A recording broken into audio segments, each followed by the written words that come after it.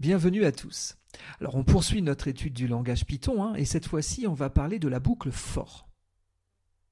On va aussi parler de deux instructions qui sont intimement liées à la notion de boucle, les instructions break et continue.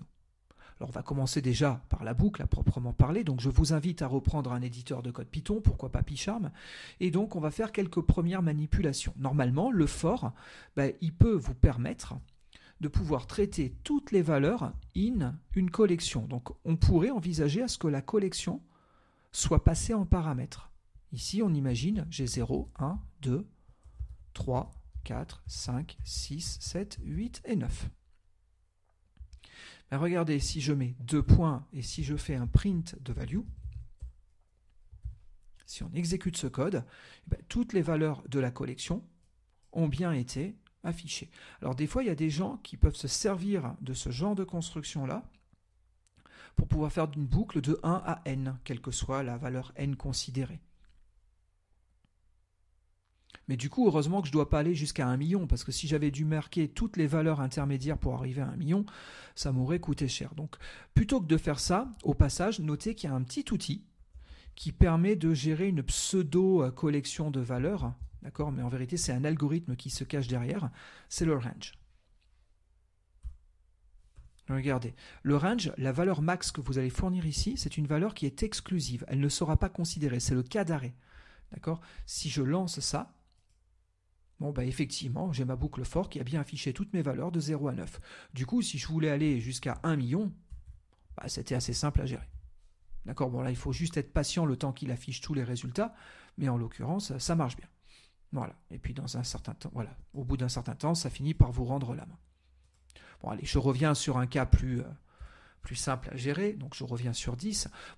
Concrètement, ce bloc-là d'instructions, il est quand même équivalent à ce qu'on avait vu dans le tuto précédent. Dans le tuto précédent, à un moment donné, j'avais tapé un counter, comme ça, et j'avais fait tant que mon compteur, et les parenthèses sont inutiles, tant que mon compteur est inférieur à 10, j'avais fait un print de counter, et puis j'avais fait un counter plus égal 1. Ça ou ça, c'est grosso modo à peu près la même chose. D'accord ? Sauf que là, vous n'êtes pas obligé d'avoir un range. À la place, vous pouvez avoir une collection, comme j'avais commencé à le montrer au début. Bon, du coup, des fois, on peut avoir des variations un petit peu plus subtiles.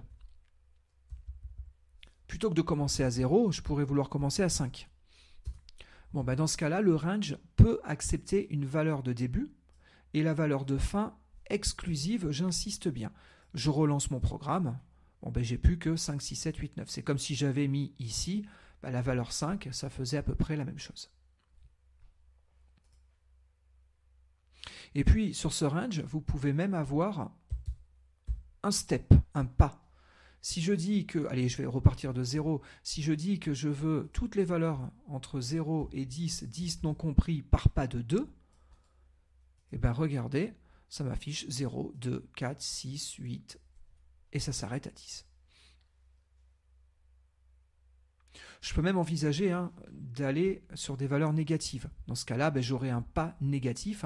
Donc là, 0, moins 2, moins 4, moins 6, moins 8. Vous avez vu, ça marche bien. On arrive à gérer ça. Donc ça, c'est le range qui vous permet de pouvoir faire un certain nombre de tours de boucle, d'accord, sans forcément être obligé de lister l'ensemble des valeurs dans une liste, ce qui pourrait être extrêmement contraignant si on avait des valeurs d'arrivée qui étaient relativement conséquentes. Bon, je vais revenir sur un cas plus classique. Voilà, je reste sur mon for qui va faire varier la valeur de 0 à 10 non compris. À partir de là, vous pouvez aussi utiliser, à l'instar du while, les instructions break et continue. On en avait un petit peu parlé dans le tuto précédent. Sachez que ça peut aussi marcher directement ici. Si ma valeur est égale à 5, je peux choisir ici de faire quelque chose et pourquoi pas de faire un continue. Continue, vous vous souvenez, ça permet de stopper le tour de boucle en cours et de poursuivre, de continuer au tour de boucle suivant. Bon, ben là, normalement, le value ne devrait pas être affiché pour la valeur 5 vu qu'on va reprendre un nouveau tour de boucle. Et donc, ça va nous permettre d'afficher 0, 1, 2, 3, 4, 5. Quoi, 1, 2, 3, 4. On va passer 5 et puis 6, 7, 8, 9. Regardez. Effectivement, la valeur 5 n'a pas été envoyée sur la console. Alors ça, c'est tout bête, hein. Mais si vous aviez dû faire ça avec un while, vous pouviez avoir un petit piège. Regardez, je commente mon for quelques instants, je vais y revenir, et je vais repartir de cette boucle-là, et je vais refaire à peu près la même chose à ce niveau-là. C'est-à-dire que si jamais j'atteins la valeur 5, ben je décide,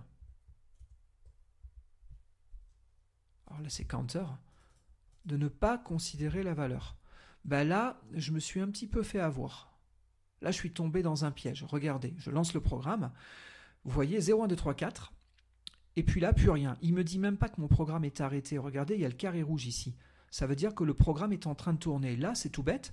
Mais si je prends un gestionnaire de tâches et que je regarde un petit peu ce qui se passe, bah, j'ai des choses qui tournent. J'ai un de mes cœurs qui est en train de bosser parce que j'ai un thread qui est tombé dans une boucle infinie. Pourquoi j'ai une boucle infinie?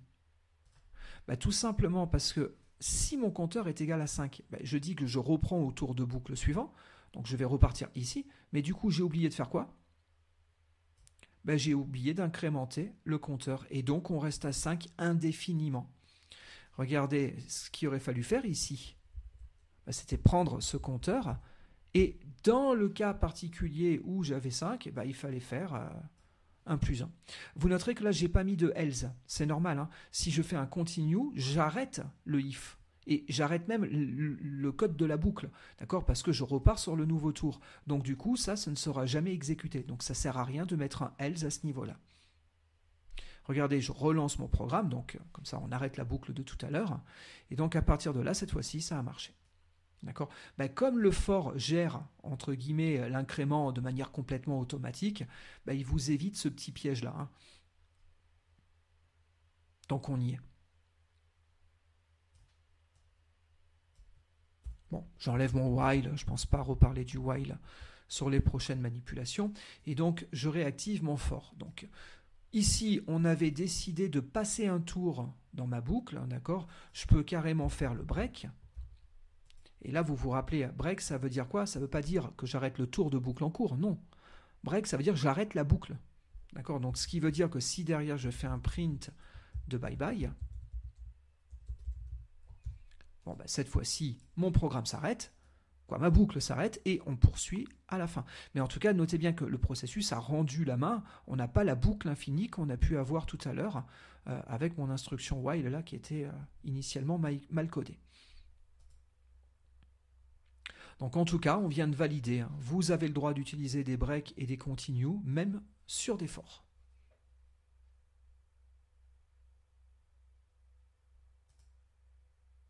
Bon, très bien pour ça.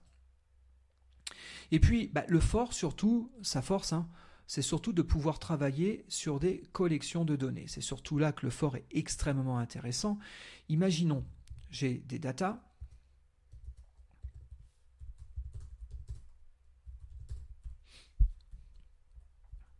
Allez, j'en rajoute une dernière, voilà, pourquoi pas. Et donc, du coup, je veux récupérer toutes les valeurs in data. En gros, ça, c'est ce que j'avais tapé au démarrage. Hein. J'avais mis ma collection directement ici. Bon, là, je viens de mettre ma collection dans une variable et j'utilise ma variable pour faire ma boucle. Grosso modo, ça revient au même. Bien entendu, je vais faire un print de ma valeur. Bon, jusque-là, tout va bien. Ça affiche bien mes 5 valeurs. Mais notez que ici, je n'ai pas mon indice. D'accord. Alors vous allez me dire, si on n'en a pas besoin, pourquoi avoir l'indice? Ça, je vous l'accorde. Mais partons du principe que vous en avez besoin. Vous auriez besoin d'avoir l'indice de position de chacune des valeurs que vous ayez. Comment on fait ça avec un for? Il faudrait refaire à peu près l'équivalent du while, c'est-à-dire qu'il faudrait refaire ici un counter égale 0. Et puis il faudrait peut-être à chaque tour de boucle refaire un counter plus égal 1. Dans ce cas-là, si je fais ça, je peux printer mon index. Allez, plutôt que de l'avoir appelé counter, je vais l'appeler index, ce serait mieux. Voilà, index. Je vais printer mon index, la valeur associée, et j'incrémente mon index. Bon, ben on est bien d'accord. J'ai les valeurs en colonne de droite et j'ai les index en colonne de gauche. Très bien. Ben, j'étais pas obligé de faire ça. On a des petits outils qui sont relativement pratiques au niveau de Python. Et il y en a notamment un qui est très très pratique, c'est l'enumerate. Regardez, je vais enlever ça. Je vais enlever ça. Et au lieu de travailler sur data, je vais travailler sur enumerate de data. Voilà. Ça, on va voir ce que ça me renvoie dans quelques instants. D'accord? Mais du coup, une fois qu'on aura tout compris, je vais être capable d'écrire ça. Et donc, du coup, à chaque tour de boucle, je vais récupérer mon index et ma valeur.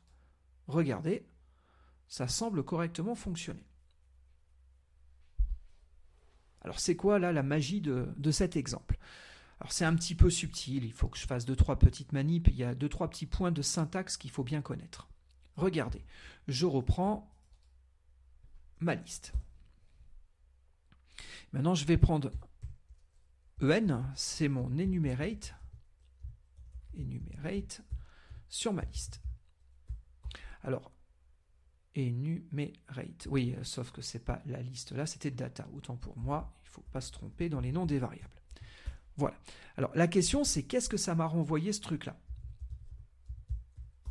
Ben, ça m'a renvoyé à un objet de type enumerate. Ça veut dire que ça, c'est une classe. D'accord? Techniquement parlant, enumerate ici, c'est une classe qui nous est fournie au niveau de Python.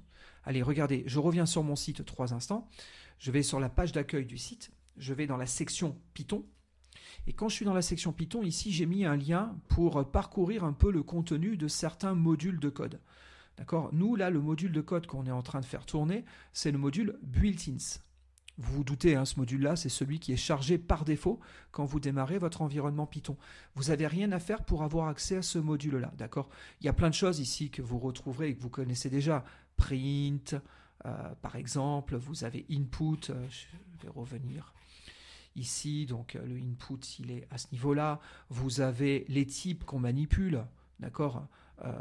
Les int, les floats, et ainsi de suite. Alors les types, en vérité, je les cherchais au mauvais endroit, ils sont ici. Ce sont des classes. Hein. Le terme de classe, en Python, c'est un synonyme de type. Donc on retrouve les int, les lists, je vous disais les floats, les sets, les tuples, et ainsi de suite. D'accord? Vous retrouvez aussi les classes d'erreurs. Par exemple, value error, on l'a souvent déclenché suite à certains TP des tutos précédents, donc value error par exemple.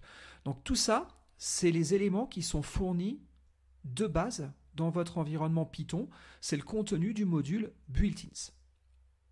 Très bien.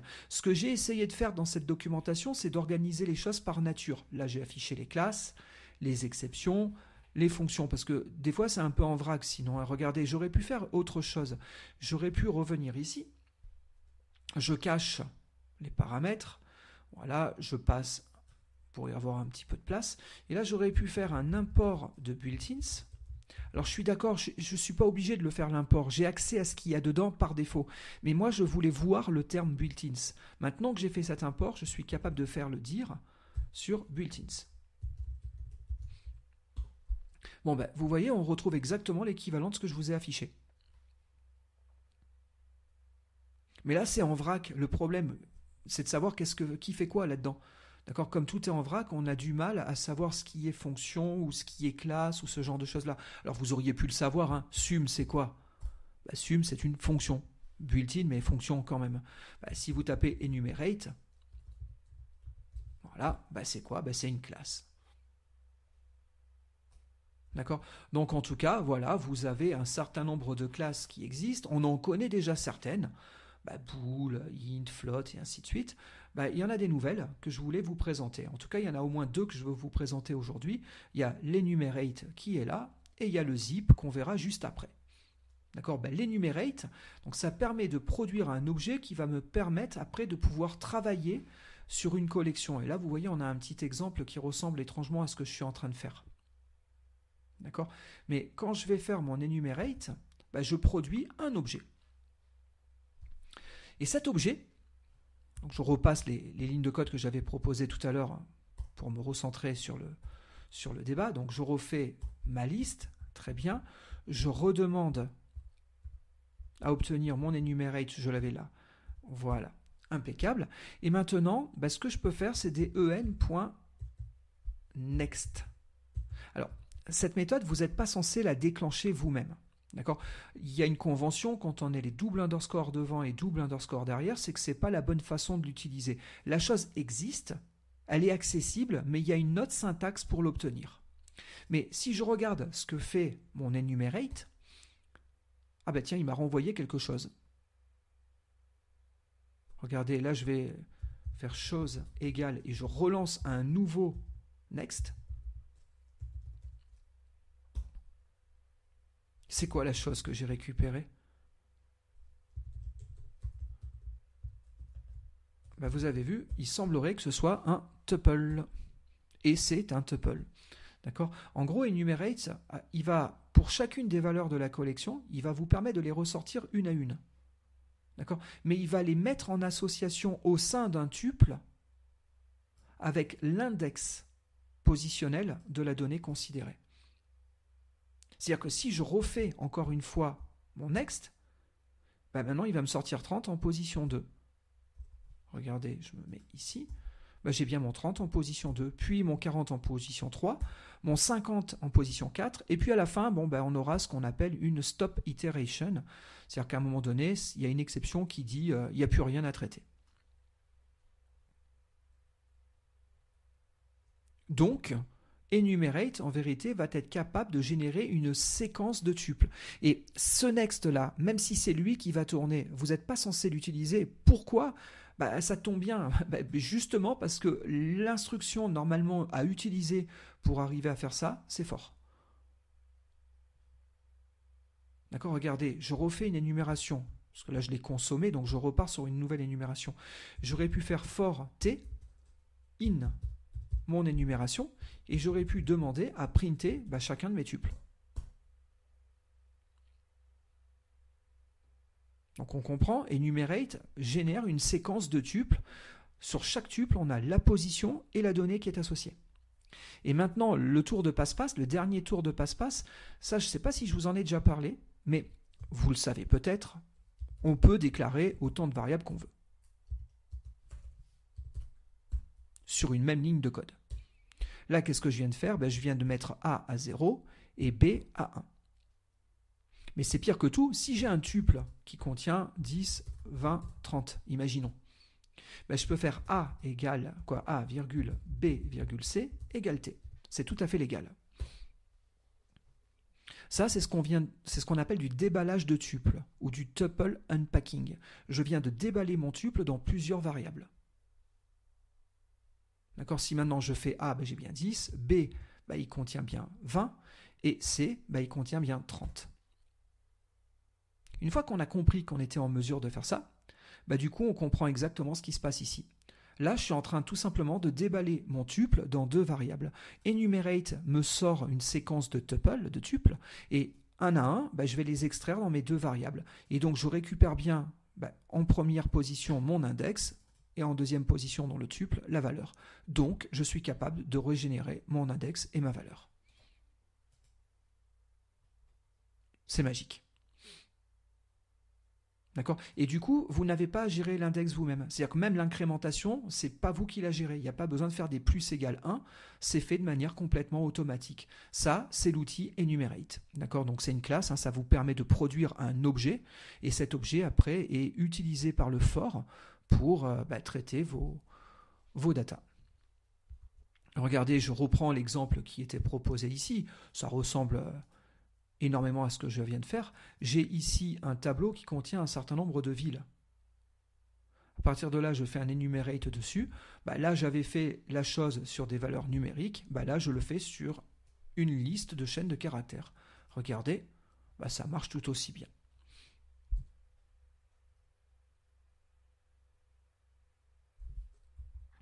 Bon, si vous avez envie d'utiliser un for plutôt qu'un while, et si vous ne voulez pas avoir à prendre en charge vous-même la gestion de l'index positionnel de vos données, vous pouvez utiliser l'outil enumerate. Alors vous aurez certainement noté tout à l'heure que je vous ai parlé aussi de zip. C'est un autre outil qui nous est proposé. Il est ici. Ce zip, ça marche un petit peu différemment, mais en tout cas, c'est en lien avec des boucles for et avec des listes, encore une fois. Et pour le comprendre, il faut un petit scénario. Imaginons, j'ai un coordonné, j'ai un tableau qui va contenir toutes les abscisses de points. Je vais gérer des points, d'accord?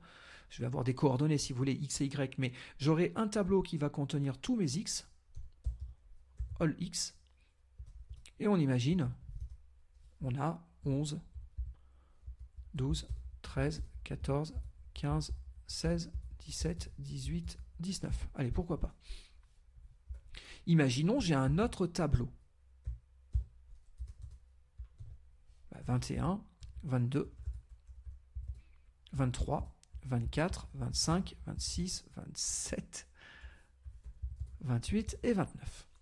Bon, on peut imaginer qu'on soit en 2 dimensions. Dans ce cas-là, j'ai juste un x et un y. Allez, on peut même envisager qu'on soit en 3 dimensions. Hein. On a des points dans un espace 3D.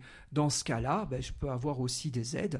Allez, pourquoi pas 31, 32, 33, 34, 35, 36, 37, 38 et 39.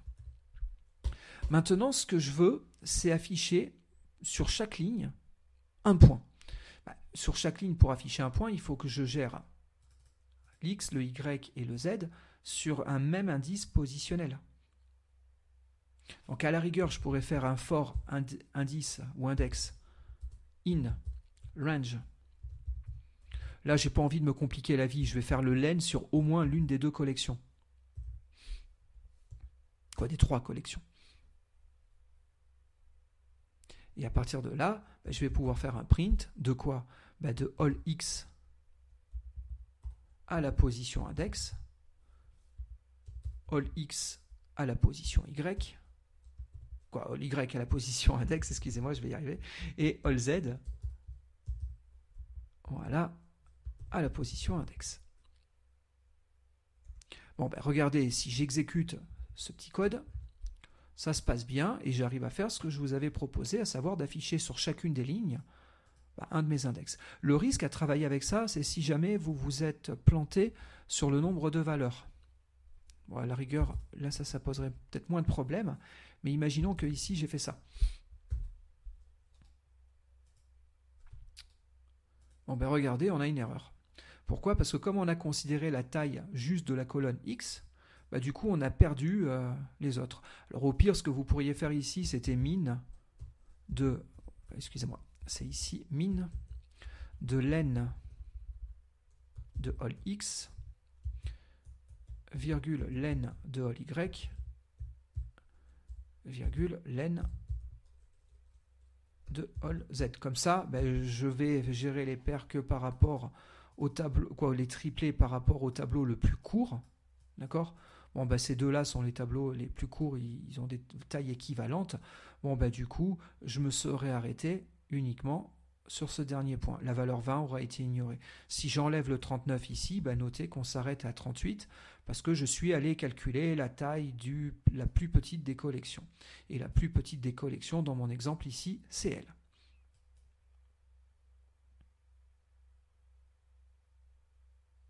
Et puis, si jamais, moi, ce que je voulais, c'était générer des points, d'accord? Bon, au pire, j'aurais pu faire un point égal. Et là, ce que je faisais, c'est que j'aurais généré un tuple en mettant, pourquoi pas, les valeurs que je réemballe dans un tuple. Ça, c'est du tuple packing. Je pack mes données dans un tuple, et donc mon point, c'est mon point. Regardez, on vérifie ça.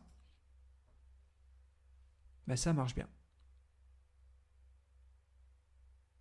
Bon, là, si vous voulez, si vous en êtes arrivé à coder un programme de ce type-là, vous avez fait des choses en trop. Vous avez trop codé parce que vous avez réinventé la roue et vous avez fait ce que savait déjà faire Python. Je m'explique. Je vais commenter mon code. Et on va repartir ici, on va faire un for. Ce que j'aurais pu faire, si je voulais afficher mes points, j'aurais pu faire for point in, et là, j'aurais pu zipper. J'aurais pu accrocher ensemble. On est d'accord, quand on a une fermeture éclair, ça permet d'accrocher ensemble 2 morceaux de tissu. Là, c'est un peu pareil, on va zipper, mais on va zipper quoi cette fois-ci? C'est pas 2 morceaux de tissu, c'est 3 collections. Et du coup, ici, je peux faire un print de point. Ça, regardez, ça fait exactement l'équivalent de ce qu'on avait au-dessus. Ça s'arrête même sur la collection la plus petite. C'est-à-dire que le min, c'est même pas à moi de le faire. Le zip va considérer toutes les collections qui sont là. Je peux en avoir autant que je le veux. Regardez, là je considère que X et Y parce que je serai avec des coordonnées dans un plan. J'ai bien mes points en 2D qui sont considérés. Si je rajoute une troisième dimension, le zip il se débrouille. D'accord ? Tout à l'heure, il avait envoyé jusqu'au 29 parce que c'était ça la collection la plus petite. Maintenant que j'ai remis mon Z, la collection la plus petite c'est de nouveau all Z. D'accord ? Donc il calcule le minimum et ce qu'il fait de base, regardez bien les parenthèses ici, c'est qu'il va générer un tuple de toutes les valeurs qui ont exactement le même indice positionnel. Il les assemble dans l'ordre de définition ici, c'est-à-dire les X en première position, les Y en seconde et les Z en troisième dans le tuple. Du coup, si je fais un for point in zip, ce que je récupère ici, c'est mon tuple. Au pire, ce que j'aurais pu faire, plutôt que de récupérer les choses directement dans un tuple, j'aurais pu les récupérer dans 3 variables. Dans ce cas-là, il me suffit de déballer mon tuple. Je reprends la même syntaxe que tout à l'heure. Et là, je viens de déballer mon tuple dans mes 3 variables. Si j'ai besoin de manipuler X, Y et Z pour chacun des points, c'est gagné, c'est dans la boîte. Donc si jamais vous avez des situations de ce type-là, où vous avez des ensembles de données qui sont répartis sur plusieurs collections, et si à un indice donné, les données sont en cohérence les unes avec les autres, et que vous voulez récupérer un paquet, d'accord, le mieux c'est de zipper vos collections, de les accrocher ensemble, d'accord, et ça vous régénère des séquences de tuples. Une fois que vous avez vos tuples, après, vous les travaillez comme vous le souhaitez, soit en tant que tel, soit vous déballez le tuple dans des variables si jamais c'est nécessaire. Entre les deux variations là que j'ai faites, on pourrait en envisager une intermédiaire, c'est je récupère plutôt cette approche-là. Voilà. Mais pour le print, moi ce que je veux faire, c'est ça. Voilà. Et puis, ici, je dis simplement que X, Y et Z, c'est égal à mon point. D'accord ? J'ai mon tuple, je vais déballer mon tuple dans mes 3 variables. Regardez, ça fait toujours la même chose. Il n'y a rien qui a changé. Ça, c'est une version peut-être un petit peu intermédiaire. Donc, soit vous avez besoin de traiter les points en tant que tels et vous manipulez le tuple, soit vous voulez les coordonnées du point et vous manipulez X, Y ou Z, soit même... pourquoi pas une situation un peu intermédiaire, mais dans tous les cas, le zip vous a permis d'arriver à vos fins. Et donc, il aurait été vraiment dommage de tout gérer à la main. Voilà, donc ça, c'est l'outil zip qui vous permet d'accrocher des collections. Donc voilà à peu près ce que je voulais vous montrer sur cette instruction for. Donc j'espère que vous avez appris là 2-3 petites choses un peu nouvelles. Dans tous les cas, en synthèse, le for permet de travailler sur un ensemble la plupart du temps. On peut utiliser l'outil range pour générer des pseudo-ensembles de valeurs pour ne pas avoir à marquer des séquences importantes valeur par valeur. Voilà, donc le range est très pratique. Vous avez vu que dans le range, on peut contrôler le point de départ, le point d'arrivée et le pas. Pratique. On a vu après, on peut bien entendu dans un for utiliser les mots-clés break et continue pour soit arrêter le tour de boucle courant, ça c'est continue, soit arrêter la boucle dans sa totalité, c'est le break. Et puis voilà, il y avait les 2 petits outils que je voulais vous montrer, là, les outils un peu magiques. Il y a le enumerate qui permet de régénérer une association index-valeur si vous n'avez qu'un tableau de valeurs. Et vous avez le zip qui vous permet d'accrocher ensemble plusieurs tableaux de valeurs pour les traiter de manière cohérente. Bon, si le tuto vous a plu, n'hésitez surtout pas à me mettre un petit pouce bleu à repartager.